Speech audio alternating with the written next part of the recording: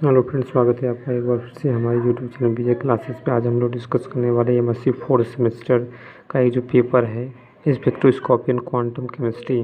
तो सबसे पहले हम लोग डिस्कस कर लेते हैं कि MSc 4th सेमेस्टर जो स्पेक्ट्रोस्कोपी एंड क्वांटम केमिस्ट्री है उसका सिलेबस क्या है। तो सिलेबस यहाँ पे हमने लिख लिया है। तो यहाँ पे देखिए, जो पहला यूनिट है उसमें 2 पार्ट्स हैं। पहला जो पार्ट है उसमें दिया है यूनिफाइड प्रिंसिपल, यानी स्पेक्ट्रोस्कोपी का जो फंडामेंटल टर्मिनोलॉजी होता है उसको स्टडी हम लोग करेंगे यूनिफाइंग प्रिंसिपल में। दूसरा जो पार्ट है वो है माइक्रोवेव स्पेक्ट्रोस्कोपी। दूसरा यूनिट है वाइब्रेशनल स्पेक्ट्रोस्कोपी। इसका भी 2 पार्ट्स हैं। पहला जो पार्ट है वह इंफ्रारेड स्पेक्ट्रोस्कोपी और दूसरा जो पार्ट है वो रमन स्पेक्ट्रोस्कोपी। तीसरा यूनिट है क्वांटम केमिस्ट्री।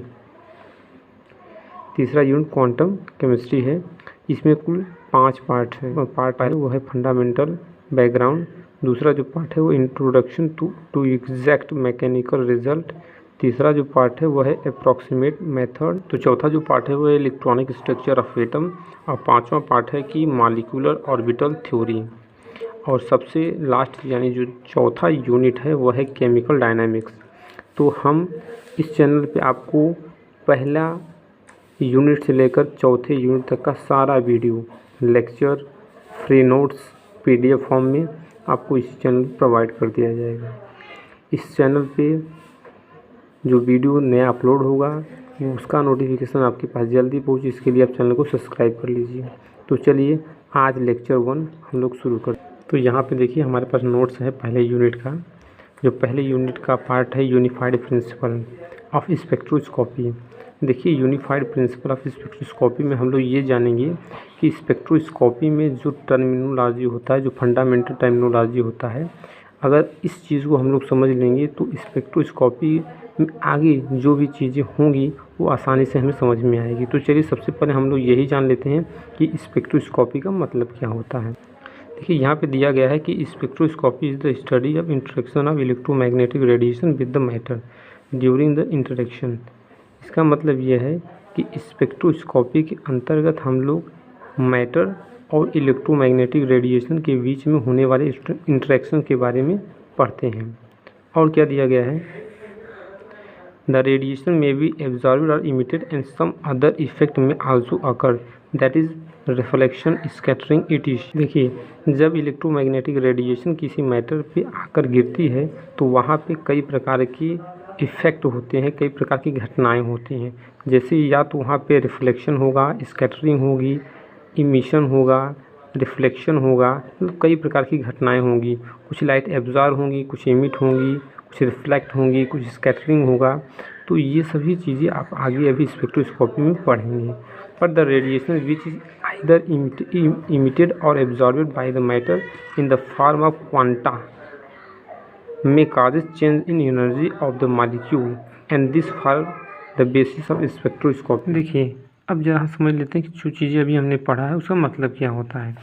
यहाँ पे देखिए, जो सन होता है वहाँ से जो लाइट आती है पृथ्वी पे, मान लीजिए यहाँ पे कोई मैटर है, जब सनलाइट इस मैटर पे आके गिरती है तो सनलाइट में जो रेडिएशन होता है इन the form of electromagnetic radiation, इसमें पैकेट ऑफ एनर्जी होता है लाइट का, जिसे हम लोग कहते हैं क्वांटा। अब हम लोग बात करते हैं, जब ये सनलाइट इलेक्ट्रोमैग्नेटिक रेडिएशन किसी मैटर पर आकर गिरता है तो कितनी प्रकार की घटनाएं होती हैं। यहाँ पे जब लाइट आकर किसी मैटर पर गिरती है तो कुछ लाइट एब्जॉर्ब होती है, कुछ लाइट का इमिशन होता है, कुछ लाइट रिफ्लेक्ट होती हैं, कुछ लाइट रिफ्रैक्शन दिखाती हैं। तो कुल मिलाकर इतने सारे प्रोसेस होते हैं। देखिए, जब इलेक्ट्रोमैग्नेटिक रेडिएशन किसी मैटर पर गिरता है तो वहाँ पे एब्जॉर्प्शन होगा, इमिशन होगा, रिफ्लेक्शन होगा, रिफ्रैक्शन होगा, ट्रांसमिशन होगा, स्कैटरिंग होगी। लाइट में इतने सारे प्रोसेस हो सकते हैं। इस चीज़ को हम यहाँ पे दिए गए डायग्राम द्वारा और आसानी से समझ सकते हैं।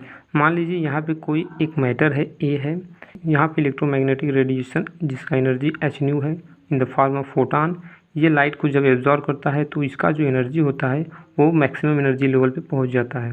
दूसरी तरफ अगर कोई भी मैटर इलेक्ट्रोमैग्नेटिक रेडिएशन जो एब्जॉर्ब किया है उसको इमिट करता है तो वो क्या होता है, हाई एनर्जी लेवल से लोअर एनर्जी लेवल पे आ जाता है।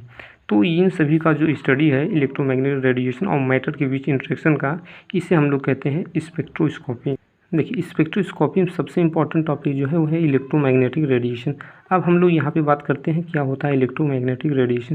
देखिए इलेक्ट्रोमैग्नेटिक रेडिएशन 7 प्रकार का रेडिएशन। इलेक्ट्रोमैग्नेटिक रेडिएशन को इलेक्ट्रोमैग्नेटिक रेडिएशन क्यों कहा जाता है, इसका मतलब ये होता है कि इलेक्ट्रोमैग्नेटिक रेडिएशन में इलेक्ट्रिक और मैग्नेटिक दोनों प्रकार की प्रॉपर्टीज़ पाई जाती है, जिसे हम लोग आगे और डिटेल में स्टडी करने वाले। Radio, microwave, infrared, visible, ultraviolet, X ray and gamma ray, इन सभी का जो फ्रीक्वेंसी का टेबल है वो इस प्रकार है। आप चाहिए तो इसका स्क्रीनशॉट ले सकते हैं। अब हम लोग बात करते हैं क्या होता है इलेक्ट्रोमैग्नेटिक रेडिएशन। इलेक्ट्रोमैग्नेटिक रेडिएशन को शॉर्ट में EMR भी कहा जाता है। देखिए इलेक्ट्रोमैग्नेटिक रेडिएशन में इलेक्ट्रिक और मैग्नेटिक दोनों प्रकार की फील्ड वाली रेडिएशन पाई जाती है। अब ये दोनों रेडिएशन एक दूसरे के परपेंडिकुलर होती है, जिसे हम लोग 2D प्लेन पे अच्छी तरीके से नहीं दर्शा सकते। फिर भी यहाँ पे जो फिगर है वहाँ पे दर्शाया गया है कि मान लीजिए यह एक एक्सिस है एक्स, ये है जेड एक्सिस, ये है वाई एक्सिस।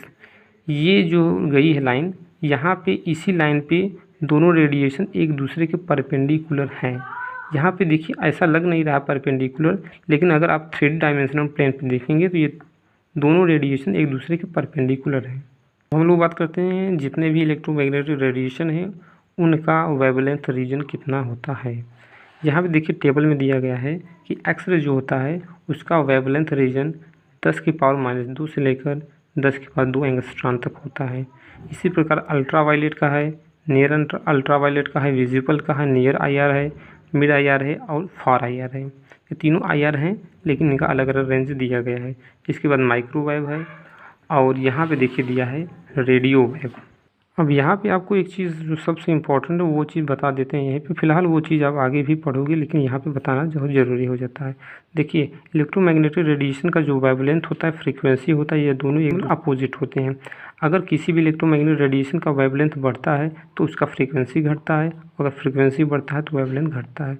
आप देख सकते हैं यहाँ पर रेडियो वेव दिया गया है। जो रेडियो वेव है, इस रेडियो वेव का यहाँ पर देखिए वेवलेंथ ज़्यादा से कम की तरफ दिखाया गया है और फ्रीक्वेंसी इसका देखिए रेडियो वेव का फ्रीक्वेंसी सबसे कम है और ज़्यादा उससे ज़्यादा माइक्रोवेव का है।